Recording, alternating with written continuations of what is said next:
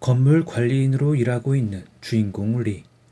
일은 잘하지만 무뚝뚝한 태도로 일관하는 그에게는 그리 좋은 평가가 붙지 않습니다.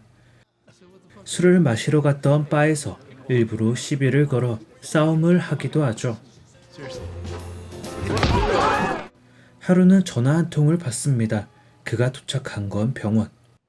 리의 형인 조가 심장질환으로 숨을 거두고 말았습니다. 죽은 조에게는 고등학생 아들 패트릭이 있습니다.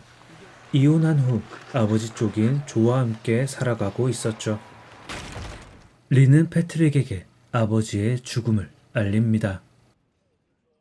조카를 잠시 돌보는 정도로 생각했던 리는 유언장을 확인하기 위해 들렀던 변호사 사무소에서 놀라운 이야기를 듣게 됩니다. Part are you having trouble Well, with? I can't be his guardian. 뜻밖의 큰 짐을 짊어지게 된 리는 혼란스러워합니다. 그리고 형의 장래 문제를 둘러싸고 조카 패트릭과 대립하게 되죠. 하지만 더 큰 문제는 이후에 발생합니다. 고등학교 졸업 때까지 이곳에 있고 싶은 패트릭과 달리 리는 괴로운 기억만 가득한 이곳을 떠나 자신이 살던 보스턴으로 가려 했기 때문이죠. 그러던 어느 날 패트릭의 엄마이자 조의 전처인 앨리스에게서 연락이 옵니다. 그녀는 패트릭을 자신이 키우겠다는 이야기를 합니다. 하지만 형에게서 그녀가 알코올 중독에 시달렸다는 걸 알고 있던 리는 단박에 거절하죠. 이 사실을 뒤늦게 한 패트릭은 붕괴합니다.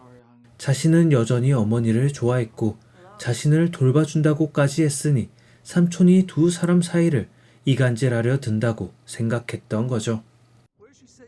조카의 성화에 못 이겨 리는 패트릭을 앨리스에게 데려다 줍니다. 패트릭은 어머니와 살 수 있다는 가능성에 들뜬 듯 보입니다. 하지만 어머니의 새 남편 제프는 그를 탐탁지 않게 생각하죠. 그날 저녁 제프는 더 이상 연락하지 말고 연을 끊고 살자는 장문의 이메일을 보내옵니다. 리 역시 패트릭을 이곳에 버려두려던 건 아닙니다. 하지만 과거의 일을 기억하는 많은 사람들이 보내오는 거북한 시선을 견디기가 쉽지 않았죠. 사소한 일에도 크게 반응하며 불안정한 모습을 계속해서 보여줍니다. 그리고 뭔가 결심한 듯 패트릭에게 이야기를 꺼내죠. I want to be in Charlestown, and George is going to take you. 이곳에 머무를 수 없던 리는 이곳에 머물러야 하는 패트릭을 위해 친구 조지에게 양육을 부탁했던 거죠. 패트릭은 삼촌의 괴로움의 소리를 들어야 했기 때문에, 그리고 자신이 또 한 번 버려졌다는 생각 때문에 뜨거운 눈물을 흘립니다. 평화로워 보이는 마을 맨체스터 바이더시. 하지만 과거의 사건 때문에 리는 이곳에서 끊임없이 괴로워했고 패트릭 역시 상실의 과정을 겪어나갑니다. 어떻게든 이곳을 떠나려던 삼촌 리와 아버지와의 좋은 기억이 남아있는 도시에 머물고자 하던 패트릭. 두 사람의 이야기는 어떻게 끝이 날 수 있었을까요?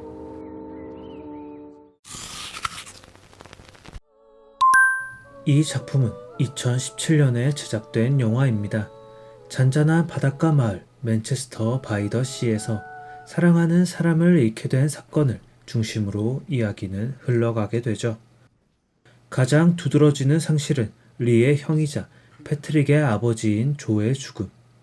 오랫동안 심장질환을 앓던 조는 갑작스레 세상을 뜨게 됩니다.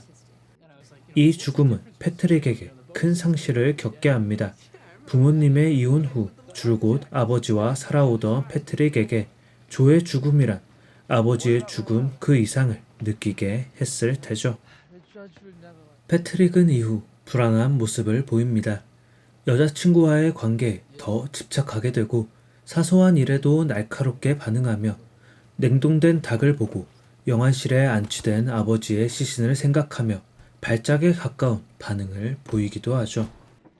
그의 행동은 상실을 겪은 그리고 그 상실을 받아들이는 사람의 지극히 자연스러운 형태였습니다.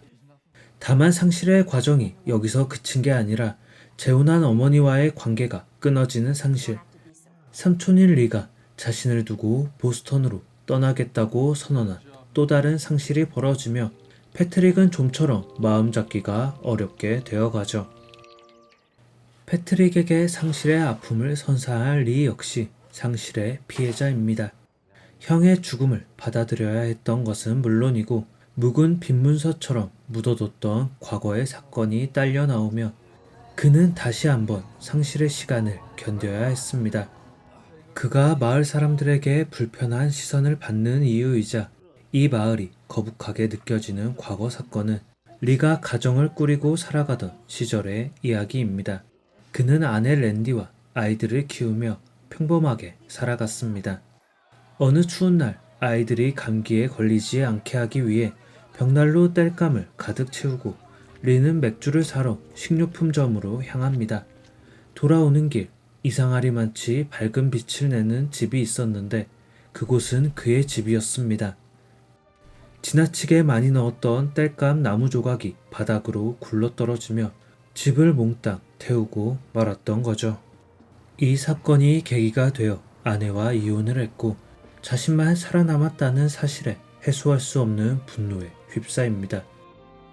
아이들을 죽게 만든 건 자신인데 사고였다는 이유로 경찰에서 풀려나게 되자 그는 권총을 탈취해 자살을 시도하는 모습을 보이기도 했죠.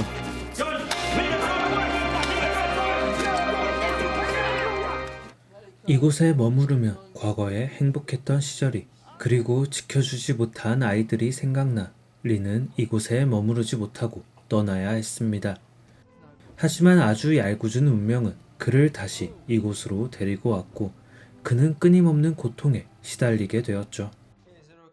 조의 죽음은 패트릭의 필연적 상실을 불러옵니다. 그리고 리에게는 뒤틀린 형태의 다른 상실을 느끼게 하죠. 하나의 죽음은 여러 형태의 상실로 개인에게 전달됩니다. 가장 행복했던 기억이 있는 곳이자 가장 고통스러운 상실을 겪은 맨체스터 바이 더 씨. 이 마을은 감정의 극단을 오가며 심리를 흔들었고 이들의 캐릭터가 입체적으로 보일 수 있게 커다란 파고를 만들어냈습니다. 상처가 커다랗게 드러난 이들의 아픔은 좀처럼 회복되기 어려운 것처럼 보입니다. 하지만 살아남은 사람들의 가장 큰 임무는 살아내는 것 그 자체일 겁니다. 그래서 이들은 살아갑니다. 때로는 커다란 파도에 휩쓸려 가기도 온 힘을 다해 부딪혀온 물살에 아파하기도 하지만 살아갈 방법을 궁리하고 살아내기 위해 최선을 다합니다. 패트릭은 아버지의 죽음과 어머니와의 관계 단절에도 학교에서 만나는 수많은 친구들과 관계를 통해 자신이 있을 곳을 부단히 마련합니다. 상실에서 비롯된 관계 형성인지라 다소 과하게 보이는 부분도 있습니다만 자신의 존재를 증명해야 했던 그로서 최선의 방법이었을 테죠.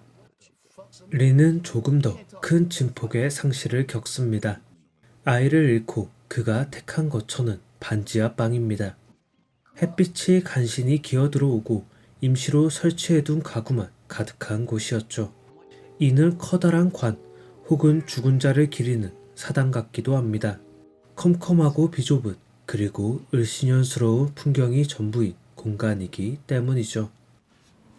리가 기다리고 있던 건 죽음이었습니다. 자식들을 죽이고 살아남았다는 죄책감이 삶의 의지를 부단히 꺾어내고 있던 거죠. 그런 리의 손을 잡아준 게 형인 조였습니다. 그는 새 가구로 공간을 채워주었으며 정신적으로 흔들리던 동생이 바로 설 수 있을 때까지 묵묵히 곁을 지켜주었죠. 물론 그는 자신의 분노를 풀어낼 마땅한 방법을 찾지 못합니다. 가벼운 시비로 끝날 일도 주먹다짐을 하고 매사에 부정적인 태도로 사람을 대했는데 이는 여전히 그가 과거의 트라우마에서 벗어나지 못하였음을 그리고 자신을 파괴하는 방식으로 그 기억을 지우려 한다는 것을 보여주는 장면이었습니다. 두 사람이 상처를 봉합하는 방법은 피투성이의 상대를 바라보는 것이었습니다. 두 사람은 의지할 혈육이 단 한 사람뿐입니다.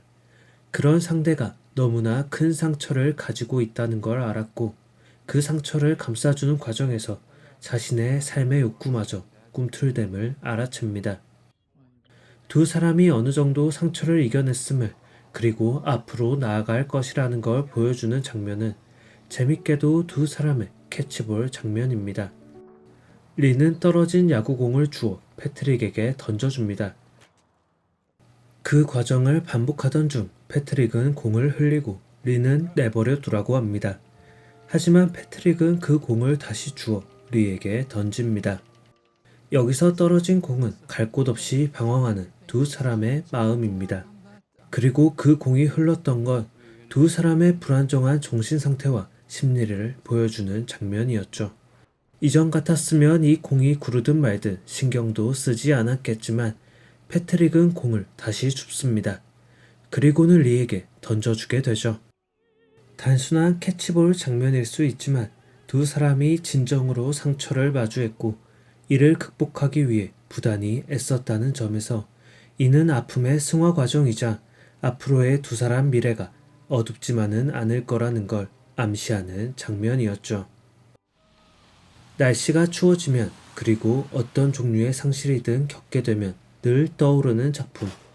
부드러운 것 같으면서도 뾰족하게 날이 선 좋은 영화 맨체스터 바이 더 시였습니다.